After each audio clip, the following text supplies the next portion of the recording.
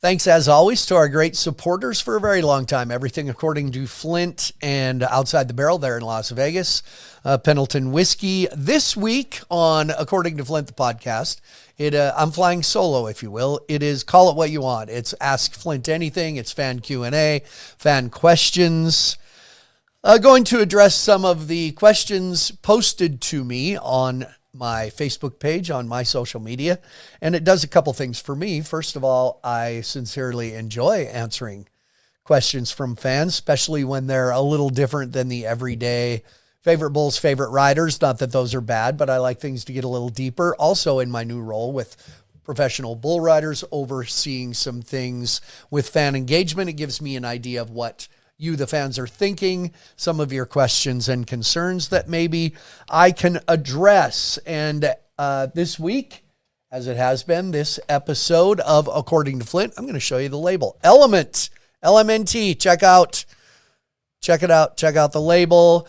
Element, of course, is zero sugar electrolyte drink mix formulated for anyone on a mission to restore their health through hydration. Sodium. There's been this big crackdown on sodium, and our bodies need sodium to stay healthy, stay hydrated. Perfect for athletes, folks fasting, anyone on a particular diet. Each stick, there it is. Each stick delivers a dose of electrolytes, free of sugars, artificial colors. I love this word that they use, dodgy ingredients. My flavor of the day, chocolate. Put it in your coffee, put it in your hot chocolate, and remember, as I might get today, everybody likes salty Flint. So stay salty, everybody. Hey, we're going to get to fan questions. It's a big fan Q&A with me flying solo. But first, a word from another great supporter of ours right here on According to Flint, our friends at Montana Silversmiths. Back after this.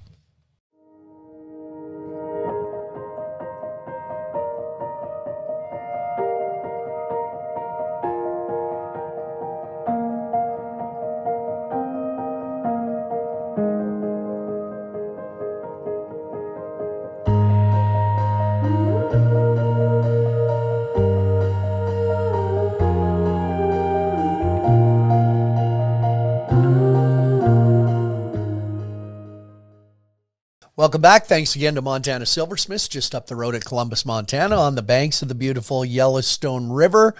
Welcome to this episode of According to Flint, flying solo, answering your questions, taking your concerns, from lighthearted to deep to advice to, it's across the spectrum this time. Great to hear from everybody. I'll try to, at least say your first name, and starting light. Just as well get right to it with this one, because it goes along with the comment I had on social media a couple weeks ago from someone who thought I looked pale and should see a doctor. Sierra asked if I wear a retainer or Invisalign on my bottom teeth. I'm not sure what's on my bottom teeth to make you think I wear a Invisalign or a retainer. However, when I was a kid, I went through a couple of years of braces, so hopefully I don't need an Invisalign. But thanks, Sierra, for your concern, and thanks to the last person who said maybe I should think about seeing a doctor because I look so pale on air compared to years past. You missed that, didn't you, Logan? So no Sierra, no Invisalign. Now, I want to hit this one next because we are coming off as we head into the weekend, as this episode of According to Flint is released. We're about halfway through, believe it or not, the Unleash the Beast season. Guys are getting banged up, but there's been a real dominance by a lot of the young bull riders, and it makes us excited. Us in the PBR, us in the Western sports world, the rodeo world, because of such a great group of rookies. Penny asked me what about this group of rookies that is doing so well in the PBR? Are there a past group of rookies that I remember dominating like these ones? And I think it's different now. And I'm not one to remember a class of rookies. I can a little in football, believe it or not, but I do remember certain riders and how well they looked when they were rookies. I remember Chris Shivers. I remember JB Mooney. JB Mooney and Brian Cantor came along at the same time. Hell, I remember when Ross Coleman and Justin McBride were rookies. I remember when Luke Snyder was a rookie and won the PBR World Finals event title. And what stands out is they stand out. We have always said when those ones are going to be real great, it seems like you notice something right away. That was definitely the case with Chris Shivers. I remember Luke Snyder comes out early and wins the PBR World Finals event title. And I wouldn't say his career leveled off, but it was steady. He never won a world title, but always there, always at the PBR World Finals. We have shown the PBR has on social media, JB Mooney's very first qualified ride. I believe it was at Portland, Oregon. But in recent memory, because a lot of people have said there's no young bull riders. There aren't as many young bull riders. There's not as many bull riders in general. I believe that is not true. I believe they just have a lot of places to go. It used to be that PBR riders were also rodeoing. And so it was one group. So it seemed like across the board there were more, but now there's as many. They just go to a lot of different places. So, but this group, the John Crimbers, there's some good young Brazilian riders, names leave me when I'm pressure's on the air. But right now there are across the board, this is, I hate to say as great as a bunch of rookies as we've seen, but in recent memory, it is refreshing to see this many young bull riders making such an impact and such a difference on what's going on in the PBR. Down at the Velocity Tour, there's been some bull riders that we know that have been on tour for a little bit of time, and they're fighting their way from the Velocity Tour, getting back up on the UTB. So it's just really good to see these young guys making a difference. Need them to stay healthy. It's a war of attrition. And I could have a pattern here and touch on some PBR pieces with Penny and her PBR question. Jolynn brought up the CBS bucking battles that we have. I still believe, even though we've gotten in a world of easy access, everything should be streamed. Everything should be on TV. In today's world, I guess that's just reality. I'm in a Dancing with the Rodeo Stars contest coming up in a month or so, and everybody says, well, where's it on TV? Well, it's not on TV. It's a live event. You have to go. Bull riding's the same way. Thankfully, we do have that mentality that we should be able to see it. Of course, many of our events broadcast live on Pluto. A lot of them live or tape delayed on CBS Sports Network, and we have some CBS shows. And instead of, it used to be the CBS 15-15 bucking battle. And it was a separate round. We buck an entire round, and then the top 15 would have to get on another bull for a CBS show. Jolynn, by the way, is talking about time slots and getting preempted by things being, I've got the impression, on the West Coast. And I don't know anything about time slots and how they adjust. I know East Coast carries over all the way kind of to Mountain Time, and then West Coast is kind of its own programming schedule. That's out of my knowledge how that works. But I will say this about our bucking battles. It's no longer just the flat out 15-15. What we do is take the last 15 in a go round, and it ends on Pluto and goes to CBS for a next day air. It has, however, been adjusted, and I think it is to the positive. We don't now just take the top 15 in the Unleash the Beast World standings and put them on CBS. We do take the top 10, but the next 5, we reserve the right to determine interesting storylines or strong rookies or people who have done well in the past. So the top 10 in the world and the other 5 to get on CBS is at the discretion of PBR and what we think will make for a better show on CBS. So maybe a rookie that's doing well, or just, top 10 plus 5 others. And our numbers, I know for the last one that we had right under 1 million people watching those on CBS. So those are a very strong show for us at PBR when they air early in the day, Eastern time, late morning, Mountain time. So as far as West Coast, I don't have that knowledge or that power. But that is how the new CBS bucking battle works. Top 10, 5 wild cards that we can insert, which we think, as PBR, will make the best telecast for people at home to watch and for the fans to enjoy. Let's get some PBR biz out of the way, kind of some serious, not serious. I mean, listen, it's still a sport. It's still bull riding. There has been a lot of people ask me about, number one, what's it going to take to get you back in the arena? Number two, do you miss it? Number three, have you considered coming back? Why don't you come back? For one, if I didn't miss it somewhat, I would have been doing the wrong job for the last 30 years. So I think anything you love and you're passionate about, you will miss it. I do not miss doing the job as much as I like being that person and having that connection to the fans, having the connection, being able to have that control over the audience and take them on that little path that we try to take you on through every live show. Probably physically not gonna, let's just say don't hold your breath. If I had to say 1,000,000%, 100%, would I ever not make a cameo? Would I ever not put makeup back on? That's a tough one. I don't think so. It would have to be some sort of little special deal, not an entire weekend, because physically I'm just not feeling it. And mentally, I don't stand and watch a show and go, damn it, I wish I was out there. Now, in a place like Sacramento, where during the bad storm on the Sunday afternoon performance and the power flashed and we had to wait for TV trucks to reboot back up, we could have had a little more fun there. We did not have an in-arena entertainer in Sacramento, but the announcers, Matt West and Clint Atkins, Brad Narducci chipped in a little bit as the stadium host, Richard Jones with the music, filled that time great, but I knew we could have a little fun there. And that's maybe what I miss, again, being that person.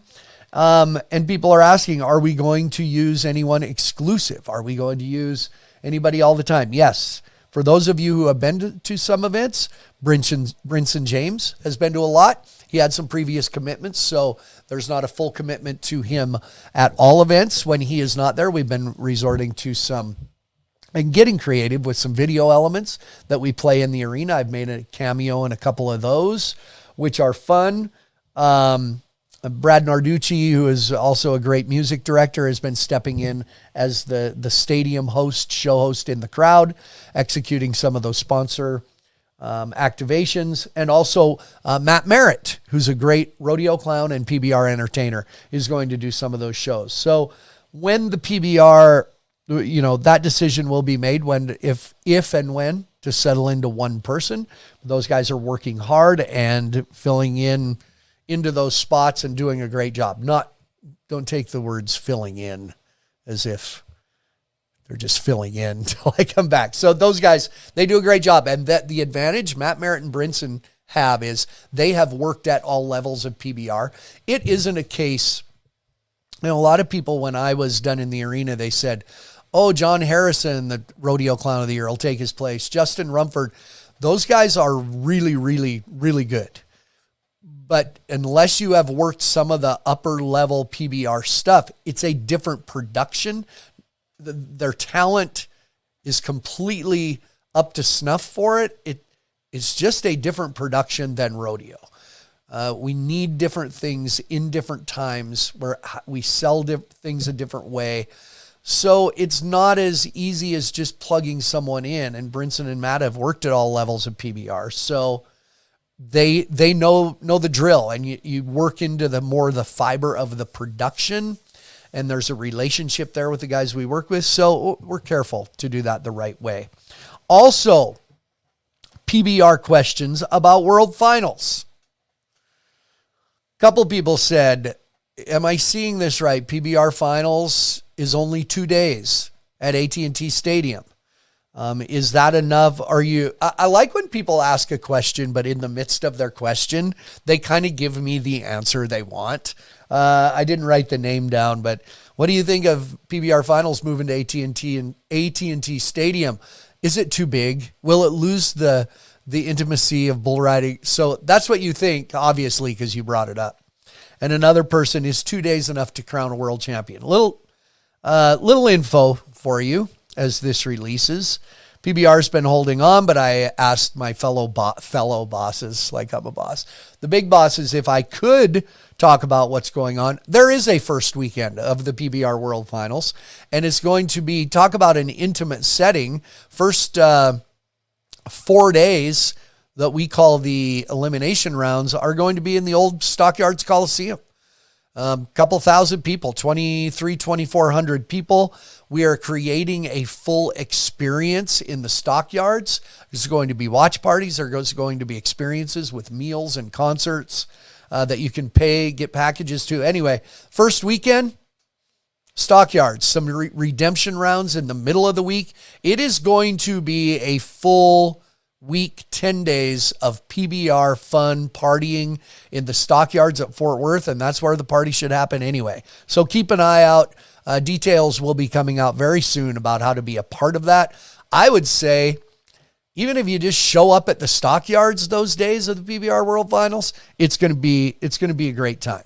So the last 2 days in AT&T Stadium, I think will be fabulous. And then you don't forget that Friday. So I believe the 18th and 19th of May are the last 2 days. The 17th, Friday night, Kid Rock's Rockin' Rodeo, expecting 30-some thousand people. Kid Rock in concert, as well as a team rodeo format. Rodeo like you've never seen it before. Kid Rock directly involved.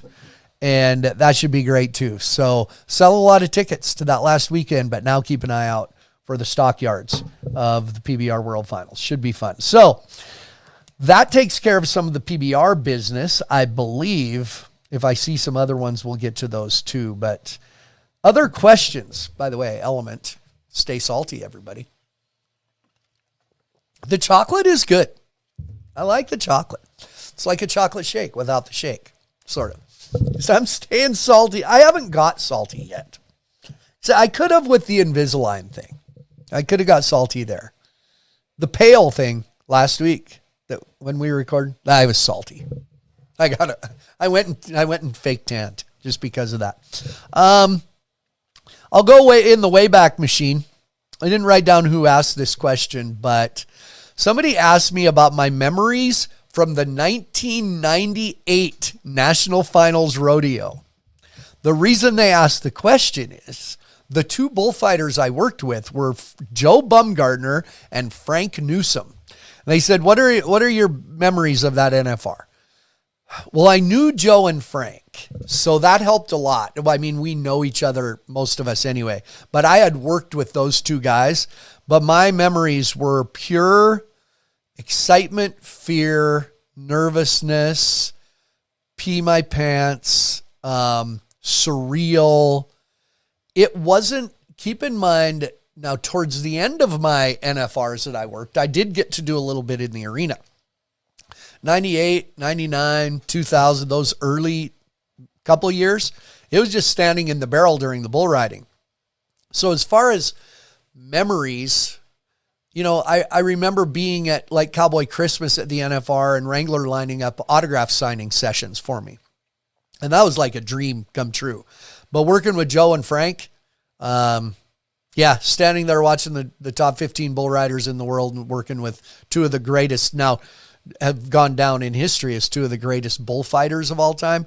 The NFR, there's something about the NFR.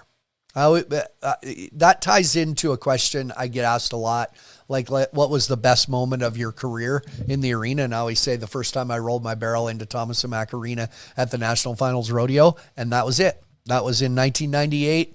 I had never been arena floor level. I think I'd only ever watched the NFR from the plaza level one time. Somebody had some tickets.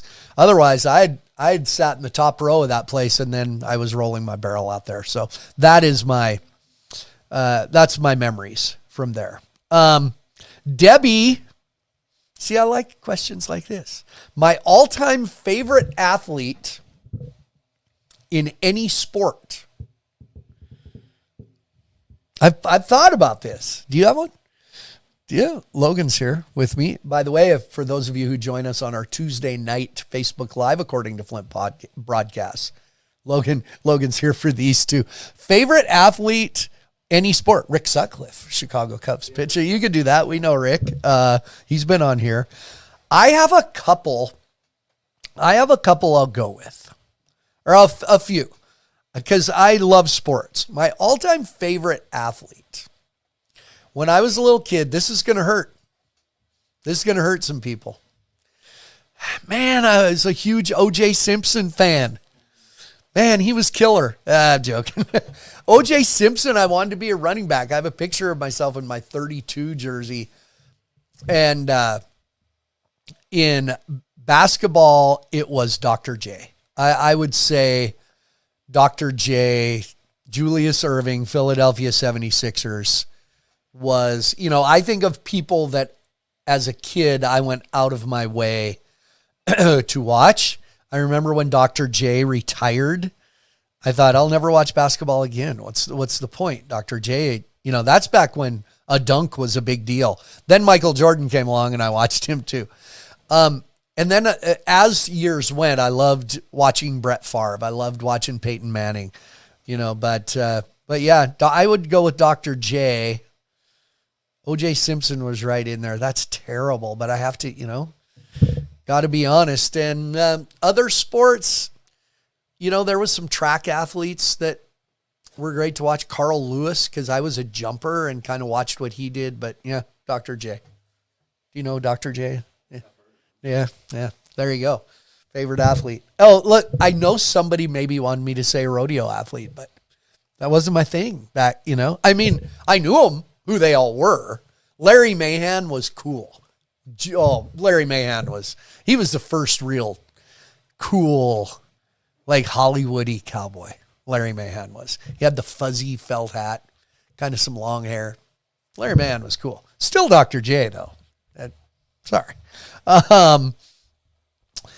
Let's see. By the way, as I'm recording this, I just had sort of a marathon trip. I mean, nothing completely out of the ordinary. I was only 30 hours late getting back to Montana, but Sacramento, California, you miss a couple connections, things snowball.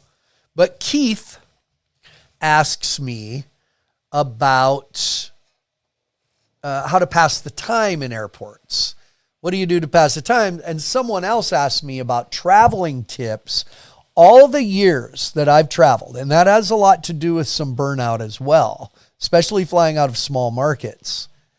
How do you pass the time in an airport, or tips for travelers who don't travel very much? First of all, passing time in airports, there's a way to settle in and not get impatient. Now, a lot of people just drink the whole time, and I can't do that. Sorry, I can't. I'll have a drink once in a while to pass the time or with a meal, but it depends on the airport. I was stuck in the Salt Lake City airport for kind of all day, and it's a big, new, spacious airport. What I think is key is finding a quiet corner whether it's a common area with comfortable chairs, looking out, try to find some natural light with light shining in, even just watching the airplanes go by. Sat in Salt Lake City the other day, big chair, drinking coffee in the morning, looking out across the tarmac, and there's a grand piano that people can just walk up and play. And two different gentlemen walked up and played the piano for a while. But you got to have patience, or I'll find empty gates that look out the window where there's no flights going out, so nobody around. And I do that, and that keeps things peaceful. Instead of grabbing McDonald's or Burger King, if you have a lot of time, go actually sit down, maybe have a drink and have an actual meal. All of those things make your day go by without you really thinking about it. I would also say tips for travelers who don't travel very much. I've told my parents this, my mom especially, because the first thing, this is a weird analogy. Former brother-in-law, F-16 fighter pilot. I think it was him, or it might have been another pilot friend, said in the Air Force, they make their flight plan and they never even talk about takeoff and landing. They don't even remember it. It's about the rest of the flight. Where commercial airlines, it's about taking off and landing. My takeoff and landing is security and checking in. People are like, oh, must hate flying. Security sucks. Security. Don't get overstimulated by things that you just got to do and don't really matter. Just get in line at security and just do what you're supposed to do. Don't fight it. There's always that person that walks through, they beep and they go, oh, got my big belt buckle on. Didn't know if it would beep. Just take the damn thing off in the first place.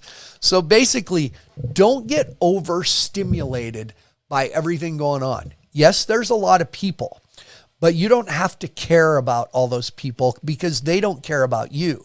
So focus on maybe getting to that next spot, finding a place to sit down, finding a nice meal. Yes, there's people to navigate, but instead of stressing about it, watch them and see how many idiots there are in the world, because that's a lot of fun. And the airport is the best place to see that. So I would say don't get overstimulated. Don't fret. It's going to be okay because everybody is in the same boat as you. And you can ask anybody in that airport where to go, learn to read signs, and they'll help you. So that's my tips for people who don't travel very much. Just take a breath. Relax. It's okay. So, any others that I'm forgetting? Tips for travelers? If you can afford check your bag. Good point. If you can afford to check your bag, just check your bag instead of trying to stuff it and take up all the. Yeah, I check bags. I mean, I have a little one sometimes I take, but yeah, I'm a bag checker. Hell with it. You know. So anyway, it's 30 on American, but yeah. But if you have status, you know. But yeah. So there you go. See, I like giving airport tips. Let's see. I want to get one fan asks. Let's see, Stephen. He says, I'm getting through these questions pretty fast. Yeah. Great committee. He says, what is the greatest rodeo committee you ever worked with and why is it St. Paul, Oregon? So Steven's from St. Paul, Oregon. A great rodeo committee, I must say. He was kidding and finished that with, here's the difference. Not as much anymore. But I used to get asked, do you like working for the PBR more than you like working for the PRCA? And I answer this way. I never worked for the PRCA. Understand the difference. I'm not sure even people in the rodeo world understand the difference between the PBR and the PRCA. The PRCA is the sanctioning body of professional rodeo, the elite organization sanctioning body of professional rodeo. When you are at the Wrangler National Miles Rodeo, those cowboys and cowgirls, well, the cowgirls through the Women's Professional Rodeo Association. Anyway, here we go. But they qualify through the standings of the PRCA. In essence, the PRCA doesn't really produce anything. The PRCA does not produce the Pendleton Roundup or the Ellensburg Rodeo or the St. Paul, Oregon Rodeo or Cheyenne Frontier Days. They sanction those rodeos. It is the local committees that produce the rodeos. So it's not the PRCA, if you see where I'm getting at. The PBR, there are independently produced PBRs at the lowest level of PBR, but the Velocity Tour and the Unleash the Beast Tour are completely produced by the PBR. So the PBR is not only the sanctioning body, the PBR is a media company, a marketing company, a promotional company, a production company, a film. I mean, PBR does everything, for the most part, everything internally, as well as owning TV rights, all of that. So that's the big difference. So when I say I didn't work for the PRCA, that's not anything negative. That's just a fact. I I mean, you could say if the PRCA ever something happened and it went away, the rodeos would still happen because they're produced locally. Not as good. It's a strong, prestigious organization, just for example. So when Stephen asks about what are great traits that you see in great rodeo committees, I would say some bigger than others. Some are small groups, some are big groups. Place like Pendleton and Cheyenne, hundreds of people involved. I guess efficiency, what they're in it for, looking out for production, for a great show, for the contestants, the cowboys and cowgirls. That's very important. The contract personnel, the way they treat contract personnel as professionals and an influential voice and cog in that wheel of the production they're trying to put on. And I would say what really stands out to me about rodeo committees and rodeo committee members is their ambivalence to getting, it's a good word, ambivalence to getting introduced or being in the limelight. If there's a rodeo committee and they have an amazing rodeo, and during that rodeo, you never really have any of them get introduced during the rodeo. It's more about, maybe the stock contractor and the bullfighters and the rodeo clown and the announcers. But if they don't care if they get their name announced on the sound system, that's a pretty good trait of a committee. Now, they should get recognition because they do a lot of work, but that over-the-top type thing. There's great committees out there. Yeah, the St. Paul, Oregon committee, small town in Oregon, they were always great. Pendleton Roundup, who's won large outdoor rodeo of the year a lot.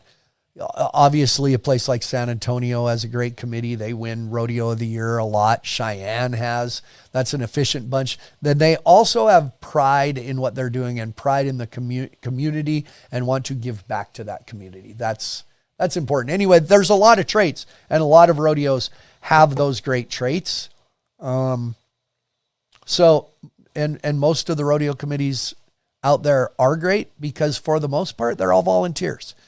And young people need to get involved in those rodeos and keep the sport alive and keep things moving in the right direction. A question from Logan. Yes, Logan. I will repeat the committee ever played a prank on you in the arena? Has a rodeo committee ever played a prank on me in the arena? Great topic. It leads to a bigger topic. Okay. Did you hear about one? Yeah. But it didn't work. So it depends on the prank. In the old, tell me if I'm doing it right here. In the old Rushmore Plaza Civic Center in Rapid City, South Dakota, the pickup men were Kenny Claybaugh and Steve Sutton. Right here. It was during the bull riding, so they were on their horses and I was out dancing in the barrel. They sent somebody to the catwalk with a bucket of water and flour, I believe. And they tried from the roof of the Civic Center, dumped the bucket, and missed me. They missed me. Yeah, they forgot that. Dumped the bucket and missed me. And I said, it's a good thing you missed me because it would have ruined like my microphone. So that's one prank that was funny because everyone could kind of see. I had a really tight connection with the fans in Rapid City. Really great rodeo for a lot of years that I went. But yeah, they missed. Steve seems to think that they hit me, but right beside me, it splashed me and stuff. But it kind of would have ruined my microphone, probably would have ruined my day. But that's funny, and the crowd laughed. I have watched, and this is a tip for young people, young guys that are starting to announce, young guys that are starting a rodeo clown career, music guys, everyone involved in a product you put out in the arena. Remember that a lot of your stuff, the crowd is not in on your joke. Now, that was a real neutral thing, but it reminds me, I've seen announcers and clowns go off on things and nobody in the crowd really knows what they're talking about, because what they're doing basically is sucking up to the committee and nobody cares. The entertainment value is not there. Or playing a joke about something on a committee guy, but nobody knows what's going on. And I never was in on that kind of stuff. I call that inside baseball, and I don't think there's much value to it. And you know this, I am not a practical joker. I don't like practical jokes. I don't like surprises. The practical joke thing, I don't do it to people and I don't want it done to me. So it makes me uncomfortable. So anyway, good question. Nice, Logan. A man named David, who I like the questions like this. Asked about, through all the years of performing in the arena, not sure people understand what a typical day is like, where I used to get a lot, man, you have a great job. You work 2.5 hours a day and get to be out in front of people. It must be great.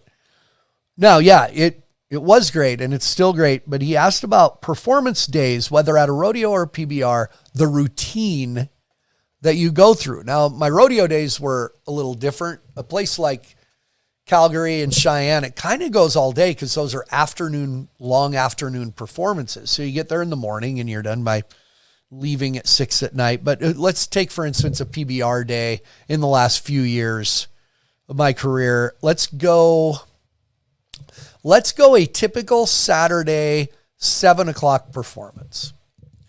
We usually had a performance the night before, or we traveled in the night before. So you can take it easy in the morning. We usually would either go to the hotel and get breakfast or an early lunch, and then have time in the afternoon to chill out. Now, I know there is, the first day of a show with PBR, everybody on the live arena team gets together at noon for a creative meeting, which is good. It brings everybody together to the arena for a 7:00 performance, to the arena by about 3:15 for catering. They in the PBR, in a room in the arena, they feed us a real meal for the most part, some way better than others. Billings, Montana, best catering of the PBR season because they bring an outside caterer in. Yeah, really good. So we eat a 4:00 production run through. When you're done with that, then there's some elite seat tour stuff. So you're in the arena, whether you're really grinding or not. It's just prep time.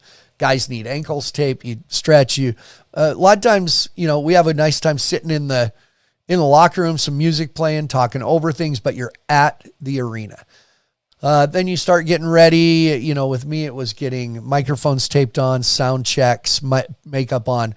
And for a 6:45 performance, 7:00 performance, you're done at 9:30-ish, back to the hotel. When it's all said and done, usually at the arena itself, between 7 and 8 hours. And that is just at the actual arena. So I think there is more to it maybe than people say. There are interviews, public relations appearances, if you have those, and really just being away from home, being out on the road. If you don't travel much and you travel once in a while and you're tired from travel and you can't pinpoint why, it's a real thing. Yes, we settle into traveling. We get used to traveling. We enjoy it, part of our job, but it's still, you're not home. And to me, that's work. And I had a friend, Barry Bales. He was a bass player for Union Station, the band that has always been with Alison Krauss. And he always said he plays the bass for free. He gets paid to travel. I always thought that was a interesting way to put it. But the days, whether it starts at 3 in the afternoon or at 8 in the morning, if you're at the arena for 8 hours, that's a full work day. So yeah. And that 2.5 hours, I know when I was done with those 2.5 hours in the arena, I was spent probably more, up until the last couple of years, more mentally than physically. The last couple of years, the physical part of it got to be real difficult, which affected the mental, emotional exhaustion part of it. So yeah, days are a little different. There's always kind of obligations and things to do. So good question by David. So whether that answers it completely or not. I kind of wanted to save this one towards the end because it does fit message that I like to get across. Adele, and I know Adele. Hello, it's me. Not that Adele. Adele Worley, who I've known since we were kids, Augusta, Montana. As for pieces of advice, because I've had teaching career, coaching, pieces of advice from all the aspects of my career. I do some speaking stuff for young people, like tips as to what keeps you going in a career and things that help me. And was there someone's advice that helped me along the way? When I look back on this career, the one I just finished in the arena, there were people that gave me advice about how to do business. You know, Lloyd Ketchum, great bullfighter, was great as far as pointing me the right direction, getting my name into some big rodeos that he knew I could do well at. Joe Bumgartner did the same thing. Lloyd helped me with a lot of the business stuff, as did rodeo clown great Butch Lemcooler. Helped me with a lot of that, real brilliant kind of a guy on how to do business. Presentation. Butch Lemcooler was one of the great physical comedian rodeo clowns, I think, of all time. He was the PRCA Clown of the Year several times, Coors Man the Can, NFR, Barrel Man. He just had a real physical way about him, taught me kind of how to do that when I was very young and didn't need to do that. My dad's advice I remember when I got a teaching job and my dad told me, hey, let me give you a little tip. Become really good friends with the janitors. Like, well, what do you mean? He said, anything you need, the janitors can help you. Anything you need to know, the janitors usually know. They are as important as anybody in that school, and be friends with the janitors. I've taken that through my career as I always make sure that our crew and PBR who work their asses off, I always make sure they know I appreciate them. I hope I've done that. I hope they know that. They drive the trucks, they build the arena, and I usually tried to get over there, late morning on the first day of a show, walk over to the arena and say hi to all of them and call them names and joke with them. And I hope they always know that. And that has a similar thing to do with that piece of advice. Everybody has a role. Everyone is as important as the other. It's just that some of us, the crowd cheers for, and they don't cheer for those guys who are probably working harder. So those pieces of advice help me. My piece of advice probably to young people, guys starting in any aspect of the Western sports world, is about getting better. I see a lot of the conversations now and phone calls have to do with money and have to do with strictly, hey, this rodeo called me. What'd you make there? Those are logical conversations to have. It just seems like sometimes it feels like those are the only conversations, but not how to get better. I'm not the get off my lawn guy. I think some people want to have the life without the grind and without the sweat and without sacrifice, physically, mentally. Not to say we need to sacrifice our family or time with our family, but that real grind. I see some young guys now really working hard, just working their ass off. And that's key number one. Work your ass off. I remember coaching football, and we used to tell kids, you're going to go the wrong place and do some things wrong on a lot of plays in a football game. But if you're doing it wrong, we're not going to chew your ass near as bad if you're going as hard as you can when you do it wrong. And that's how I feel. If somebody is not real great or not real funny or doesn't seem real ultra talented, but they are working their ass off, I really admire that. Now, on the other side of the coin, if somebody has a whole bunch of talent and just afraid to work up a sweat, that annoys me. So I think even if you're, what's that saying? work your ass off at the things that don't take any talent to accomplish, something like that. You got to take care of those things. Work on the things you can control. And the laziness, I